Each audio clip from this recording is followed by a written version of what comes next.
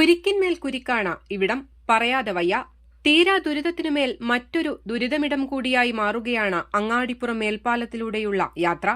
കനത്ത മഴ, തീരാത്ത ഗതാഗത കുരുക്ക്, ഒപ്പം രൂക്ഷമായ തെരുവുനായ ശല്യവും.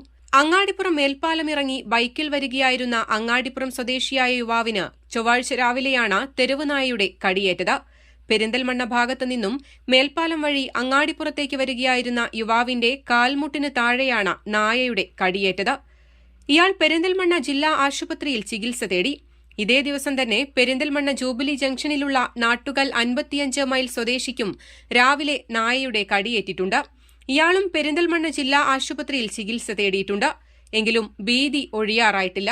തെരുവുനായ കടിയേൽക്കുമ്പോഴും പേവിഷബാധ ഉണ്ടെന്ന് സ്ഥിരീകരിക്കുമ്പോഴും മരണങ്ങൾ സംഭവിക്കുമ്പോഴും കർശന നടപടികൾ അധികൃതരുടെ ഭാഗത്തുനിന്നും ഉണ്ടാകണമെന്ന ആവശ്യവും ശക്തമായി ഉയരുന്നുണ്ട്. മുറവിളികൾക്ക് മുന്നിൽ അടിപതറാതെ ഉറച്ചുനിൽക്കുകയാണ് അധികൃതർ. മാസങ്ങൾക്ക് മുൻപ് പുത്തനങ്ങാടിയിൽ കൈക്കുഞ്ഞടക്കമുള്ള നിരവധി പേർക്ക് നായയുടെ കടിയേറ്റിരുന്നു. പെരിന്തൽമണ്ണയിലും അങ്ങാടിപ്പുറത്തും മാത്രമുള്ള കണക്കുകളെടുത്താൽ തന്നെ അത് ഞെട്ടിക്കുന്നതാണ്. തെരുവുനായ ശല്യം രൂക്ഷമാകുമ്പോൾ ഭീതി കൂടാതെ പുറത്തിറങ്ങി നടക്കാൻ പറ്റാത്ത അവസ്ഥയാണ് ഇപ്പോൾ. മാത്രമല്ല, റോഡിലൂടെ വാഹനത്തിൽ പോലും യാത്ര ചെയ്യുവാൻ കഴിയാത്ത അവസ്ഥ. ദിവസങ്ങൾ കടന്നുപോകുമ്പോൾ ദുരിതങ്ങളുടെ പട്ടികയിൽ കൂടുതൽ സ്ഥാനമുറപ്പിക്കുമ്പോൾ ജനങ്ങളുടെ ഈ പ്രശ്നങ്ങൾക്ക് എന്തെങ്കിലും അറുതി വരുമോ എന്ന് കണ്ടറിയാം. News desk, Valluvanad news.